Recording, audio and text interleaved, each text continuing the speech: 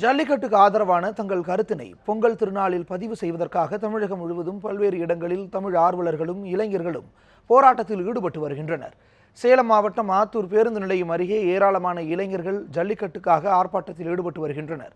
இதுகுறித்து அங்கிருந்து எமது செய்தியாளர் ரியாஸ் தரும் கூடுதல் தகவல்களை இனி கேட்கலாம். ரியாஸ், ஜல்லிக்கட்டுக்காக பொங்கல் திருநாளான இன்றும் சேலம் மாவட்ட மக்கள் ஆதரவு தெரிவித்து வருவது குறித்து அங்கிருந்த கள நிலவரங்களை தாருங்கள். வணக்கம் தேவேந்திரன். தமிழர்களுடைய முக்கிய பண்டிகையான இந்த பொங்கல் திருநாள் இன்று கொண்டாடும் இந்த தருணத்தில் ஜல்லிக்கட்டுக்கு இதுவரை மத்திய அரசு அனுமதி வழங்காததை கண்டித்து சேலத்தில் இருக்கிற பல்வேறு கிராமங்களில் இந்த பொங்கல் விழா மிகவும் வெறிச்சொடியே காணப்பட்டது. குறிப்பாக ஒருவித சோகத்துடனே இந்த பொங்கல் விழா இங்கே இருக்கிற கிராம மக்கள் கொண்டாடினாங்க. குறிப்பாக பார்த்தீங்கன்னாக்கா இங்கே இருக்கிற கூலமேடு, தம்மம்பட்டி உள்ளிட்ட பல்வேறு பகுதிகளில் கிராம மக்கள் தங்களுடைய வீடுகளுக்கு முன்பாக கருப்பு கொடி கட்டிட்டாங்க. அதே போல மாநகர பல்வேறு பகுதிகளிலும் வீடுகளுக்கு முன்பாக கருப்பு கொடி கட்டினாங்க. இந்த பொங்கல் திருநாளை அவங்க கொண்டாடினாலும் ஆனால் மிகப்பெரிய ஒரு வருத்தத்துடனே இந்த பொங்கல் பண்டிகை கொண்டாடினாங்க. இந்த நிலையில குறிப்பா சமூக ஊடகங்கள் மூலமாக ஒன்றிணைந்து சேலம் மாவட்டம் ஆத்தூர் பேருந்து நிலையம் அருகே ஏராளமான இளைஞர்கள் இன்று ஜல்லிக்கட்டு நடத்த மத்திய அரசு அனுமதி அளிக்க வேண்டும் என வலியுறுத்தி ஆர்ப்பாட்டத்தில் ஈடுபட்டு வந்திருக்காங்க. தற்போது குறிப்பா பார்த்தீங்கன்னாக்கா முகநூல் மற்றும் வாட்ஸ்அப் மூலியமாக இந்த கூட்டத்தை ஒருங்கிணைத்து ஏராளமான இளைஞர்கள் இந்த ஆர்ப்பாட்டத்தில் தற்போது ஈடுபட்டு வந்துட்டு இருக்காங்க. தற்போது இந்த ஆர்ப்பாட்டம் குறித்து ஜல்லிக்கட்டு சங்கத்துடைய மாநில துணைத் தலைவர் நம்மளே பேசலாம். சார் வணக்கம். நீங்க நடைபெற்று இருக்கும் ஆர்ப்பாட்டத்தை பற்றி சொல்லுங்க. இது தமிழ் மக்களின் உணர்வை தெரிந்து கொள்ள வேண்டும் மத்திய அரசு அப்படிங்கிறதுக்காக இந்த ஆர்ப்பாட்டம். இந்த பகுதியிலே ஜல்லிக்கட்டே நடைபெறவில்லை என்றாலும் மக்கள் தமிழ் உணர்வு, கலாச்சாரம் என்ற ஒரு அடிப்படையில் இளைஞர்களாகிய இவர்கள் எந்தவித அறிவிப்பின்றி ஃபேஸ்புக், வாட்ஸ்அப் மூலமாக தகவலை அறிந்து கொண்டு இவ்வளவு சிறப்பான முறையில் இவ்வளவு போராட்டம் செய்கிறார்கள்.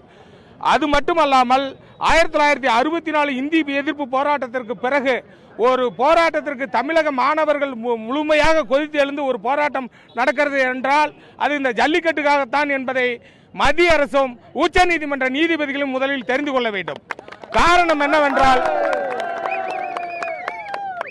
என்னவென்றால் நம்மை விட பல மடங்கு பொருளாதாரத்திலேயும் நாகரிகத்திலேயும் உயர்ந்து விளங்குகின்ற அமெரிக்கா, போர்ச்சுகல், மெக்சிகோ, பெல்ஜியம் போன்ற நாடுகளிலே காளை சண்டை என்று ஒன்று நடக்கிறது. 4 வருடம் 5 வருடம் ஒரு காளையை வளர்த்து அதை கிரவுண்டில் விட்டு அன்றே கொன்று அன்றே திங்கிறார்கள். ஆனால் நம்முடைய ஜல்லிக்கட்டு அது போன்றது அல்ல. நாம் தெய்வமாக வணங்குகின்ற, நமது குழந்தையை போல் பாவிக்கின்ற, நம்முடைய குடும்பத்தில் ஒருவராக உள்ள ஜல்லிக்கட்டு காளையை அதற்கு எந்தவித துன்பமும் இல்லாமல் வேடிக்கை என்று வெளியே வந்தால் 1 நிமிஷம், அரை நிமிஷம், இதற்கு மேல் அதற்கு எந்தவித துன்பமும் கிடையாது. இப்படிப்பட்ட சூழ்நிலையில் இந்த ஜல்லிக்கட்டை பல ஆயிரக்கணக்கான ஆண்டுகளாக தமிழர்கள் நடத்தி கொண்டு வருகிறார்கள். அதை தெரியாமல் உச்சநீதிமன்ற நீதிபதிகள் கொடுமை நடக்கிறது என்று பிராணிகள் நல வாரியமும் பீட்டாவும் போன்ற அந்நிய நாட்டின் கைக்கூலிகள் சொன்ன ஒரு வார்த்தையை நம்பி இந்த ஜல்லிக்கட்டுக்கு தடை விதித்திருக்கிறார்கள். தயவு செய்து அந்த நீதிமன்ற நீதிபதிகள் இதை புரிந்து கொண்டு உடனடியாக இன்றோ நாளையோ அல்ல நாளை மறுதினமோ இந்த ஜல்லிக்கட்டு தமிழகத்தில் நடைபெற நீதிபதிகள் உடனே நீதி வழங்க வேண்டும் என்று தமிழக ஜல்லிக்கட்டு பேரவையின் சார்பாகவும் இந்த ஆத்தூர் வட்டார இளைஞர்கள் சார்பாகவும் கேட்டுக்கொண்டு வாய்ப்புக்கு நன்றி. தேவேந்திரன், இந்த ஜல்லிக்கட்டு பேரவையுடைய கருத்துக்களை கேட்டிருப்பீங்க. அதே மாதிரி நம்முடைய இளைஞர்கள் நிறைய பேர் இருக்காங்க. சார், நீங்க சொல்லுங்க. இன்னைக்கு ஜல்லிக்கட்டுக்கு எதிரான போராட்டம் தொடர்ந்து அதிகரிச்சுட்டு இருக்கு. குறிப்பா இளைஞர்கள் ஏராளமான திரண்டு இந்த ஆர்ப்பாட்டம் கலந்துட்டு இருக்காங்க. இதை நீங்க எப்படி பாக்குறீங்க?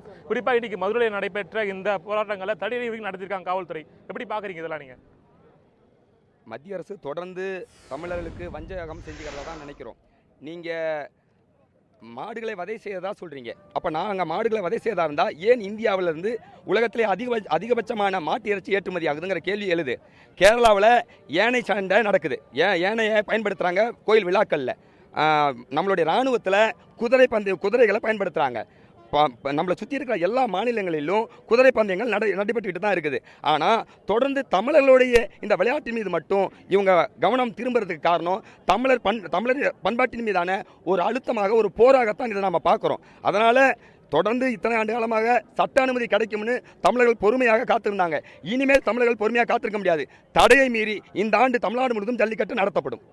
குறிப்பா இன்னைக்கு நடைபெற்ற ஆர்ப்பாட்டங்கள்ல மதுரையில் தடியடி வரைக்கும் நடத்திருக்காங்க. இதை நீங்க எப்படி பாக்குறீங்க? அது தமிழக அரசுடைய இரட்டை வேடத்தை தான் காமிக்குது. நீங்க தெளிவா யோசிக்கணும். இங்க தமிழர்கள்ட்ட சொல்லும் போது நாங்க அனுமதி வாங்கி தரோம் தமிழக அரசு சொல்லுது. அங்க போய் நாங்க மனு கொடுக்குறோன்னு போய் ஐயா மோடியை சந்திக்க போறாங்க. ஆனா மோடி அந்த எம்பிக்களை சந்திக்காம கூட துரத்தி விடுறாரு. பார்க்க முடியாத சூழல் உருவாகுது. அப்போ இப்ப நீங்க என்ன பண்ணிருக்கணும்? மோடி அவர்கள் எம்பிக்களை சந்திக்கலனா உடனே இவங்க என்ன பண்ணியிருக்கணும், இங்கே அனுமதியை மக்களுக்கு இந்த அரசாங்கம் கொடுத்துருக்கணும். ஆனால் கொடுக்காம அனுமதி கேட்டு போராடுற மக்கள் மீது தடியடி நடத்துறதுங்கிறது வன்மையாக கண்டிக்கக்கூடிய செயல். தேவேந்திரன், குறிப்பா இந்த பொங்கல் திருநாள்ல ஜல்லிக்கட்டுக்கு ஆதரவாக இளைஞர்கள் மட்டுமல்ல பெண்களும் இந்த ஆர்ப்பாட்டத்தில் வந்து ஈடுபட்டிருக்காங்க. அம்மா நீங்க சொல்லுங்க, நீங்க நடைபெற்ற ஆர்ப்பாட்டம், ஜல்லிக்கட்டு இது வரைக்கும் அனுமதி கொடுக்கல, எப்படி பாக்குறீங்க நீங்க? முதல்ல இது வரைக்கும் தடையை மீறி நடந்த ஜல்லிக்கட்டுக்கும் இனிமே நடக்க போற ஜல்லிக்கட்டுக்கும் வாழ்த்துக்களை சொல்லிக்கிறேன். ஜல்லிக்கட்டு அப்படிங்கிறது பார்த்தீங்கன்னா எங்களோட பாரம்பரியத்தை காப்பாற்றிக்கிறதுக்காக நாங்கள் போராடிட்டு இருக்கோம். அப்பயும் போராடணும், இப்பயும் போராடிட்டு தான் இருக்கோம். சரிங்களா? இதை தடை பண்ணுறது எந்த விதத்தில் சரின்னு சொல்ல முடியும்னு தெரியல.